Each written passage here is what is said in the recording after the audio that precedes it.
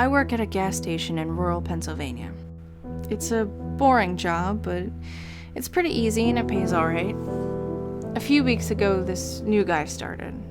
I'll call him Jeremy. Jeremy is weird. He's about 25 or 26, and he hardly speaks, but he's got the creepiest laugh I've ever heard. My boss and I have both noticed this, but it's never been a problem, so there's not much we can do about it. Customers have never complained about him, and he's always done his job fairly well. Up until a few weeks ago, anyway. That's when things started going missing. Employee theft can be a problem at any business that sells consumer goods, and there's only one person working at a time at this gas station. It's a pretty small place. About 2 weeks ago, my boss started noticing that we were short on motor oil. At first, it was a few containers at a time, then entire shelves and boxes from the back room.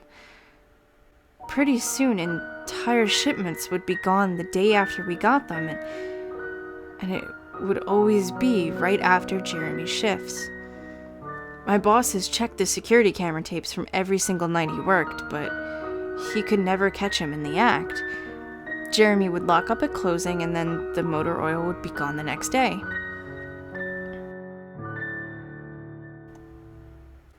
My boss usually takes the tapes home with him to try and catch Jeremy stealing, but his daughter had a softball game last night, so he asked me to watch the tape for him. He offered to pay me overtime under the table, so obviously I took that offer. There are 3 cameras, so he gave me 3 different tapes to check. I figured it would be a long night, but I'm trying to save up for vacation, so I really needed the money. I took the tapes home, popped them into an old VCR, and sat back. 2 days ago, the last time that he worked, Jeremy started at 4 p.m.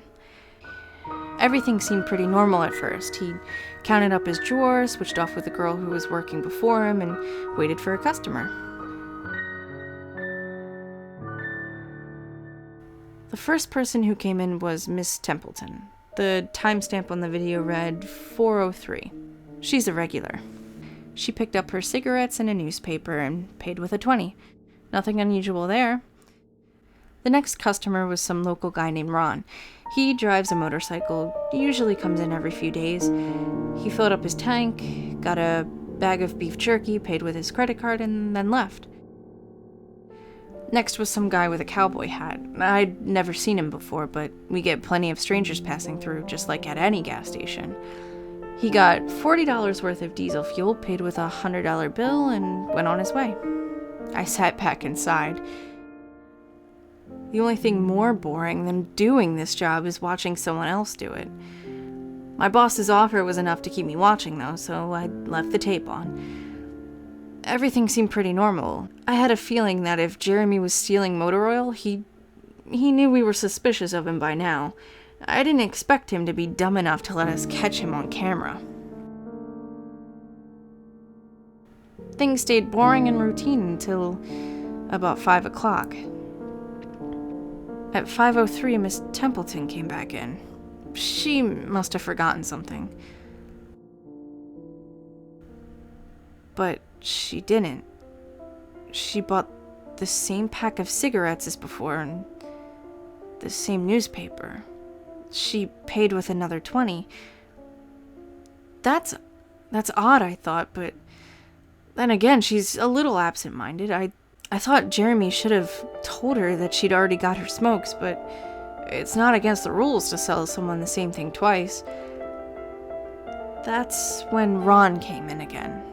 He bought another tank of gas for his motorcycle again. I later checked the outdoor camera because I thought maybe he had another car he wanted to fill up. And the same pack of beef jerky. He paid with his credit card again.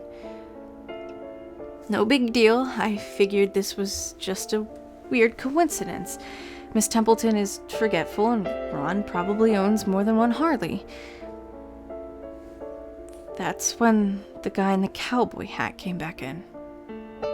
I felt a chill run down my spine. Don't get Diesel. Don't get Diesel. I found myself whispering to my empty living room, but he did. He got $40 worth of diesel fuel and paid with another $100 bill. Every move he made was identical to his first visit, right down to the way he scratched his nose before he walked out.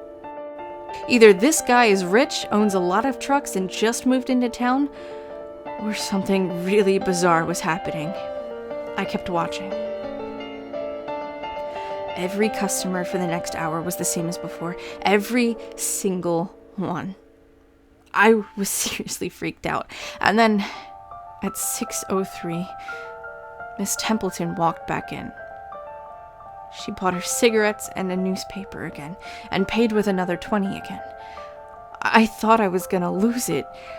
I only watched another half hour before I started fast-forwarding through the rest. It was all the same. Every customer would come in at exact same times, exactly 1 hour apart. Now, I know what you're thinking. That sneaky motherfucker, Jeremy, had messed with the tapes. He had run a loop of his first hour of business over and over. That wasn't the case. There are windows around the cash register area that the camera covers, and I watched the sunlight fade as time ran on. Jeremy's routine didn't loop over. He swept, mopped, restocked, and did all his duties exactly how you would expect. But the same customers kept coming in. I was panicking at this point. Something was seriously wrong with what I was seeing, and I had no explanation for it. I skipped ahead to when he locked up and walked out to his car.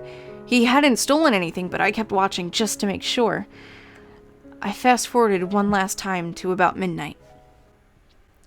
At exactly 12:03, out of nowhere, Jeremy's face pops up on the camera.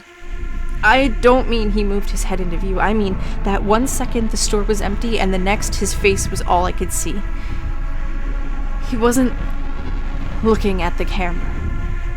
He was looking at me. I was sure of it. I screamed and fumbled for the remote, but by the time I grabbed it, he was gone, just as soon as he had left. One frame he was there, the next he wasn't. My hands were shaking like crazy, but I popped in another tape. The other indoor camera shows the back area, by the cash register, and I would be able to see how he got up to put his face in the camera like that. I skipped ahead to 12:03, but there was nothing. I would have been able to see him standing on a chair or something in this tape, but he wasn't there. I didn't see him enter the store at all after he left. It's like he wasn't really there. He doesn't know the security code and no alarms were triggered that night after he locked up.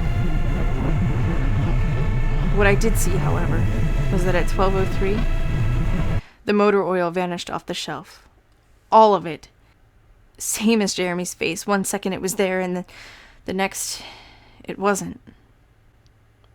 I turned that tape off and I went to bed, but I didn't get a wink of sleep. My body is exhausted right now, but my mind is racing.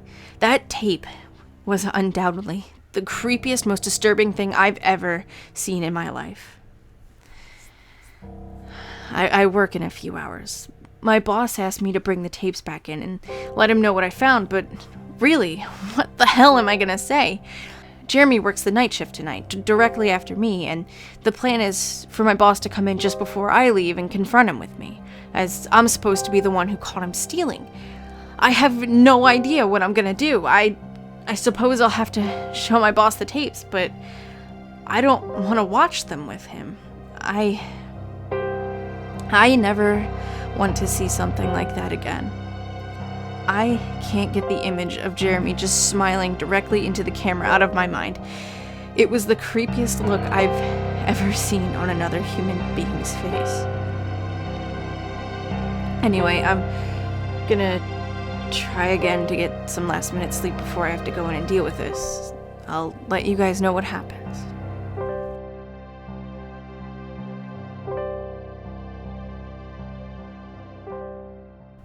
Update, 2:49 p.m. Updating from my phone. Apologies in advance for errors. My boss just finished watching the last of the tapes.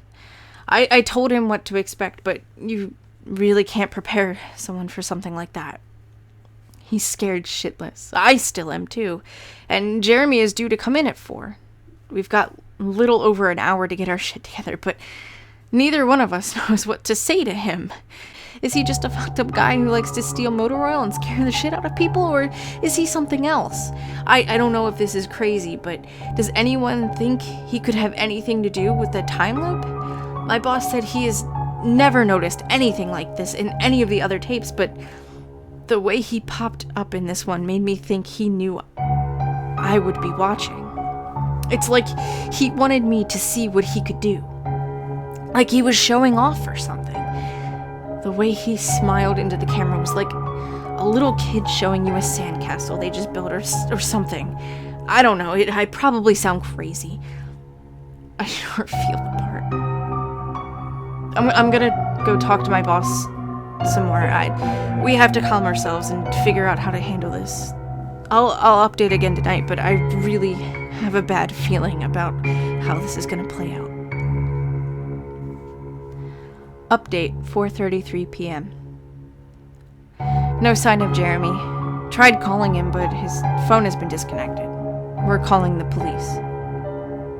Update, 5:33 p.m. No sign of Jeremy. Tried calling him, but his phone has been disconnected. We're calling the police. Update, 6:33 p.m. No sign of Jeremy. Tried calling him, but his phone has been disconnected. We're calling the police. Update, 7:33 p.m. No sign of Jeremy. Tried calling him, but his phone has been disconnected. We're calling the police. Update, 8:33 p.m. No sign of Jeremy. Tried calling him, but his phone has been disconnected. We're calling the police. Update, 10:58 p.m. Holy shit. Holy shit. Holy shit. Holy shit. I just got home and saw my previous updates. Things make less sense now than ever. Here's what I can tell you. I went to work. Jeremy never showed up. My boss and I decided to call the police, as you're well aware. When I picked up the phone to call, though, the sun went out. I shit you not. That's what I thought happened.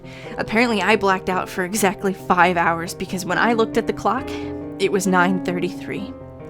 I think I got stuck in Jeremy's time loop and then I snapped out of it at the exact point I blacked out, if that makes any sense. But that's when things got really weird. My boss was right next to me when I blacked out, ready to corroborate my story to the cops. When I came to, my phone was in my hand, but it was dead. Not even a dial tone. My boss was still right there, but he wasn't moving. He was standing up, but frozen. I looked at the clock again, and it wasn't moving. The second hand was stuck on the 12. It was 9:33 exactly. The clock on the register wasn't moving either. My phone was frozen. There was even a customer at the register waiting for my boss to get him cigarettes. I'm betting that would have been his 5th pack of the day. I got the fuck out of there. Didn't lock up, didn't turn out the lights, and sorry guys, I didn't grab the security tapes to upload to the internet. Believe me, that was the last thing on my mind. The gas station is on a major highway and cars were parked all along it, except they weren't parked, they were frozen. And the people inside were sitting still as wax statues. I got in my car and prayed that it would start, and thankfully it did. About halfway home, time started up again. The static from the radio turned into music like it's supposed to be, and from what I could tell by listening to the host talk in between songs, no one noticed the time freeze, or whatever it was. I was the only one. Well, I'm sure Jeremy noticed as well. I still have no clue where he is or what he's doing. I'm hiding in my room and I'm calling the police again in the morning. I don't know if I ever got through to them before, or if I did, whether they took me seriously. I'm scared for my life at this point. I'll update tomorrow if I can.